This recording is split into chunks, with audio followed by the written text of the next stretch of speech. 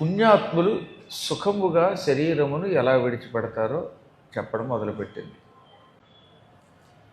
సత్యము, శౌచము, క్షమ, శాంతి, తీర్థయాత్రలు చేయడం, పుణ్యకర్మలు చేయడం, ధర్మాచరణ చేయడం, ఇటువంటి వాటిల్లో తమ జీవితాన్ని గడిపే మహానుభావులకి ఇటువంటి వాడు నీరోగులై మరణిస్తారు. రోగం లేకుండా శరీరం విడిచిపెడతారు. కాబట్టి నీరోగ మరణం కావాలంటే, అంటే రోగం లేకుండా సుఖంగా శరీరం విడిచిపెట్టాలంటే వీలున్నంత వరకు సత్యం పలకాలి. ప్రతిదినము శౌచాన్ని ఆచరించాలి. శౌచం అంటే ఏమిటో ఆవిడ నిర్వచనం చెప్పింది కదా. సమయానికి లేచి కాలకృత్యాలు తీర్చుకొని స్నానం చేసి సంధ్యావందనాది కర్మములు చేసేటటువంటి వాళ్ళందరూ కూడా శౌచము కలవారు. ఇంకా ఓర్పు, అనవసరంగా ఏ వ్యక్తిని పీడించకుండా అవసరమైనప్పుడు మాత్రమే హింస చేసేవాళ్ళంతా క్షమ కలిగిన వాడు. అటువంటి వాళ్ళు శాంతులు. అప్పుడప్పుడు తీర్థయాత్రలు చేసేవాళ్ళు. తీర్థయాత్రలకు పెడుతున్నారు కొంతమంది. ఏం లాభం? హఠాత్తుగా విమానంలో వెళ్ళగానే ముందు ఆ విశ్వనాథుని మీద ఒకసారి దృష్టి పెట్టి మళ్ళీ పరుగుని ఇంటికి వచ్చేస్తారు హడావుడిగా. అప్పుడు సంపూర్ణ తీర్థయాత్ర ఫలితం రాదు.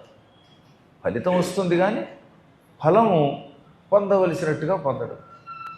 అన్నం తినేవాడు కూడా హడావిడిగా అన్నం తింటే అరగదని శాస్త్రం కదా. అలాగే దేవతారాధనము కూడా జాగ్రత్తగా సక్రమంగా చెయ్యాలి.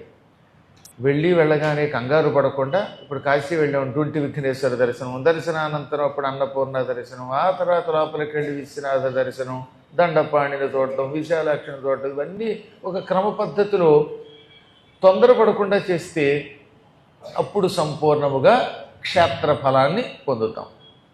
ఎందుకంటే కాశీఖండం అలా చెప్పింది కనుక. అలా తీర్థయాత్రలు చేసి ఆ తీర్థయాత్రా స్థలాలలో చేయవలసినటువంటి క్రియలు ఆచరించినటువంటి పుణ్యాత్ములు ఉన్నారు చూసారా. వీళ్ళంతా ధర్మాచరణం చేసిన పుణ్య ఫలితం వల్ల చివరి క్షణాలలో ఆరోగ్యంగా శరీరం విడిచిపెడతారు. ప్రాణం ఎలా పోతుందన్న దాన్ని బట్టే మన జీవితం నడుస్తుంది. అరుదుగా కొంతమంది కష్టపడి శరీరం విడిచిపెట్టినా ప్రాణం పోతున్నప్పుడు ఆ కష్టం ఉండదు. మళ్ళీ ఇప్పుడు దానికి భీష్ముడు ఎంత ధర్మాత్ముడు, కానీ చివరిలో అంపశయ్య మీద కొంత ఇబ్బంది పడ్డా. ఇబ్బంది పడిన స్వేచ్ఛగా ప్రాణం విడిచిపెట్టాడు. అంటే భూలోకంలో కొంతమంది తెలిసి కానీ తెలియక కానీ దోషాలు చెయ్యక తప్పదు. ఈ దోష ఫలితాన్ని మరణ సమయంలోనే వదిలిపెట్టేస్తారు. అలా వదిలిపెట్టినవాడు భీష్ముడు. ద్రౌపదీదేవిని ఇబ్బంది పెడుతున్నా,